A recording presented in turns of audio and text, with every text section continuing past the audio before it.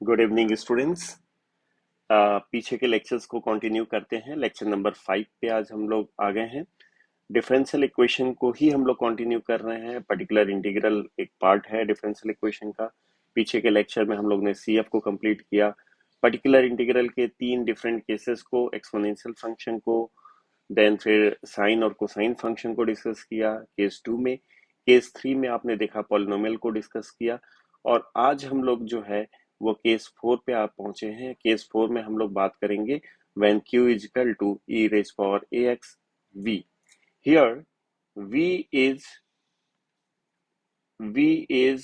nothing but it is a function of x. So if you wish you can write v as v of x. V of x means what? It is a function of x. जैसे हम लोग function of x को f of x से भी लिखते हैं, अगर आपको याद होगा फंक्शन ऑफ एक्स लिखते हैं एफ ऑफ एक्स से, तो वैसे ही v को आप v ऑफ x लिख सकते हो। तो यहाँ पे है क्या, अगर आप देखोगे तो आपको मिलेगा कि एक तो एक्सपोनेंशियल फंक्शन है, केस 1 में था एक्सपोनेंशियल फंक्शन, लेकिन केस 1 में केवल और केवल एक्सपोनेंशियल फंक्शन था। यहाँ पे एक्सपोनेंशियल फंक्शन को हमने एसोसिएट कर दिया किसके साथ? v के साथ। और ये v साहब है कौन? ये v साहब जो है फंक्शन ऑफ x है। अब ये v हो क्या सकते हैं? ये v आपके जो है ये आपके पॉलिनोमियल हो सकते हैं। ये v जो है आपका क्वेश्चन में ये साइन फंक्शन हो सकता है। ये v जो आपका है ये क्वेश्चन में कोसाइन फंक्शन हो सकता है। यानी कि जो पीछे आपने पढ़ा है ना, उसी में से कोई एक जो है वो v के फॉर्म में यहाँ पे आएगा। ये भी क्या है? फंक्शन ऑफ x है। ये भी क्या है? फंक्शन ऑफ x है। ये भी क्या है? फंक्शन ऑफ x है। करेक्ट? मेरी बात समझ में आ रही है?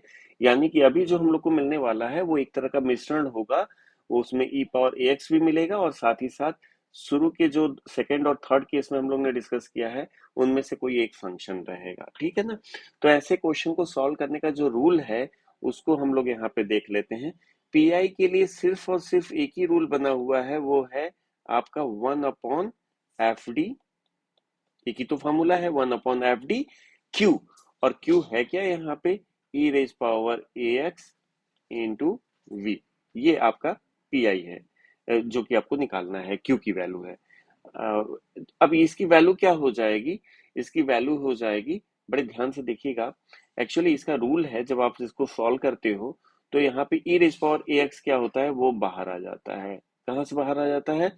ये इंटीग्रल ऑपरेटर से बाहर आ जाता है। ये इंटीग्रल ऑपरेटर है ना, इस पूरे इंटीग्रल ऑपरेटर से ये पूरे से बाहर आ जाएगा e रेज पावर ax। ये कहाँ आ जाएगा? इधर बाहर। तो e रेज पावर ax इधर आ गया। 1 इंटीग्रल ऑपरेटर, और ये अंदर क्या बच जाएगा? अंदर हम लोग के पास केवल और केवल बचेगा ये v साहब जो दिख रहे हैं। तो ये क्योंकि पावर एक्स तो बाहर आ गया। कैसे बाहर आ गया? ये जब आप इसके डेरिवेशन जाओगे तो आप देखोगे कि v अंदर रहेगा और e पावर एक्स बाहर को लाओ दोगे आप। लेकिन ऐसा जब आप करते हो ना तो एक आपको यहाँ पे चेंज दिखेगा। d जो यहाँ पे लिखा है ना, ये जो d है यहाँ पे, ये d जो होगा आपका वो d प्लस ए हो जाएगा। फंक्शन में जो डोमेन है d, वो d प्लस ए हो जाएगा इस चेंज के द्वारा। ठीक है ना? अब ये a कहाँ से आया? ये a जो है ये एक्सपोनेंशियल फंक्शन जिसको आप बाहर बुला रहे हो, उसमें ये जो x का वेरिएबल है ना, सॉरी x का कोएफिशिएंट है, वही a जो है यहाँ पे d के साथ ऐड हो जाता है, d प्लस ए वी। तो आप प्लीज स्टूडेंट इस फॉर्मूले को बिल्कुल याद कर लेना। Let me to repeat the same formula here, जिससे कि आपको बिल्कुल अलग दिखना शुरू हो जाए। इसके लिए हमें कोई दूसरा इंक ले लेते हैं, येलो ले लेते हैं।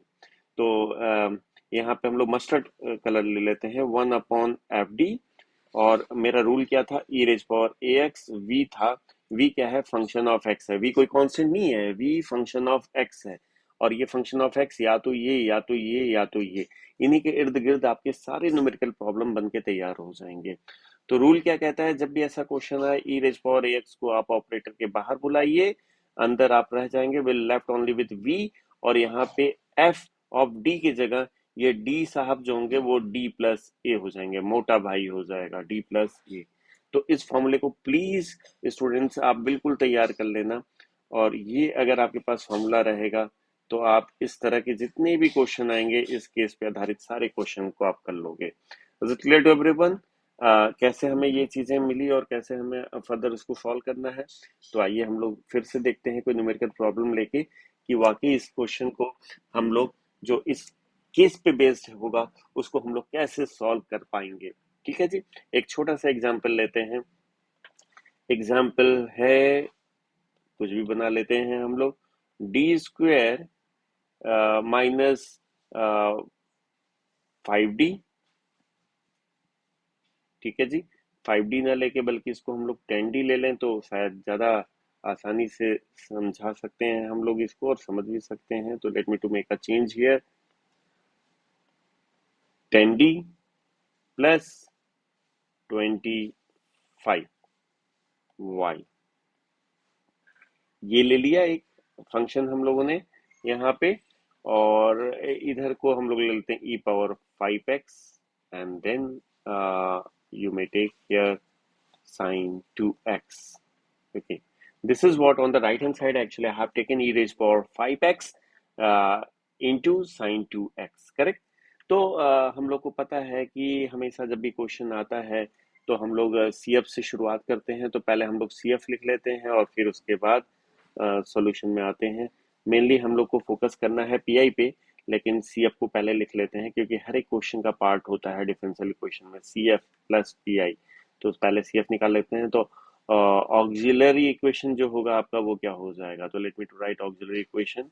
ये थोड़ा सा स्पीड बढ़ा लेते हैं क्योंकि लेक्चर नंबर 1 में हम लोग इसको कवर किए हुए हैं, ऑक्सिलरी इक्वेशन CF सब कुछ।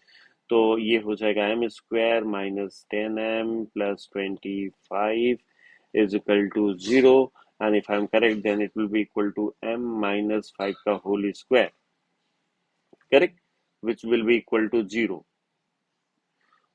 और ये दे देगा m इजकल टू 5 और ये CF का केस नंबर 2 है, जबकि रूट्स क्या होते हैं, रियल होते हैं और इक्वल होते हैं। तो CF की वैल्यू अगर आप लिखना चाहोगे तो आप लिख सकते हो C1 plus C2x e raise power 5x। जिन स्टूडेंट्स को ये बात या जिन बच्चों को ये बात नहीं समझ में आ रही है कि कहाँ से ये चीज हुई है, तो वो मेरा लेक्चर नंबर 1 एक बारी देख लो, आपको समझ में आ जाएगी कि डिफरेंशिएशन का लेक्चर नंबर 1 जो है CF पे बेस्ड है और वहां पे आपको इसका आंसर छुपा हुआ है। और जो लोग पुराने मेरे व्यूअर्स हैं और वो देखते आ रहे हैं उनको बहुत ज्यादा दिक्कत नहीं होगी यहाँ पे CF के लिए।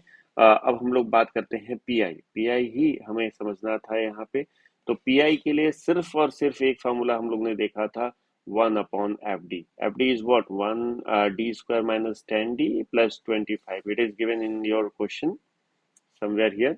Yes, this is d square minus 10d plus 25।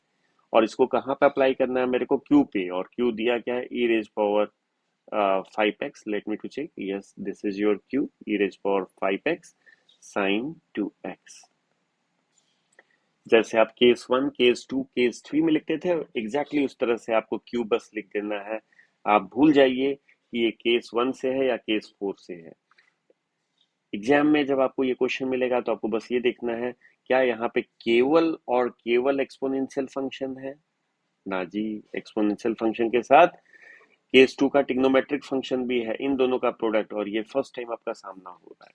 तो ये कौन सा केस है, आपको तुरंत दिमाग में क्लिक करेगा कि भाई साहब ये तो ई पावर ax इंटू वी का केस है। और वी है क्या, वी है आपका ट्रिग्नोमेट्रिक फंक्शन। तो एक्सपोनेंशियल फंक्शन के साथ कॉम्बिनेशन है ट्रिग्नोमेट्रिक फंक्शन का। तो इसको अब सॉल्व कैसे करेंगे, केस नंबर 4 में आपने अभी देखा ई पावर, जब भी ऐसा क्वेश्चन आया तो ई पावर 5x को आप बाहर बुला लो, ठीक है ना। ई पावर 5x को बाहर बुला लिया। बाहर बुलाने पे हमने अभी थोड़ी देर पहले इस चीज को समझा है कि अगर आप ई पावर एक्स को बाहर बुलाते हो तो ये एफ डी जो होता है ना वो हो जाता है एफ डी प्लस ए। समझो, जहां जहां पे डी होगा वहां वहां डी प्लस ए आपको लिखना है। जहां जहां डी होगा वहां वहां डी प्लस ए लिखना है फंक्शन में। तो डी कहाँ है, डी एक यहाँ पे है, डी आपका यहाँ पे है। इन सब जगह हम लोग डी प्लस ए लिखेंगे। अब भाई साहब ए है क्या, ए ये है, ए आपका 5 है। What is a is 5। मेरी बात समझ में आ रही है। तो अगर कोई बच्चा लिखेगा तो let me to use the red ink जिससे आपको समझ में आए। d+5 का होल स्क्वायर लिखेगा, -10d+5 लिखेगा। जहां जहां डी नाम की मिठाई रखी है उसको हटाइए और वहां पे d+5 नाम की मिठाई रख दीजिए। यही तो था फॉर्मूला। और आपके पास बचेगा क्या? अब आपके पास बच जाएगा अंदर e⁴ तो बाहर आ गया, ऑपरेटर से फ्री हो गया, अंदर बच गया sin2x। मेरे ख्याल से ये बात सारे बच्चों को समझ में आ रही होगी। अब आप a+b से इसका a+b का होल स्क्वायर से इसको एक्सपेंड कीजिए। आप d+5 को ब्रैकेट ओपन करके 10 से मल्टीप्लाई कर दीजिए और 25 यहाँ पे कर लीजिए। जब आप ये सारा काम करेंगे तो ये हो जाएगा आपका e⁴ ये तो भाई साहब ऑपरेटर से बाहर आ चुका है।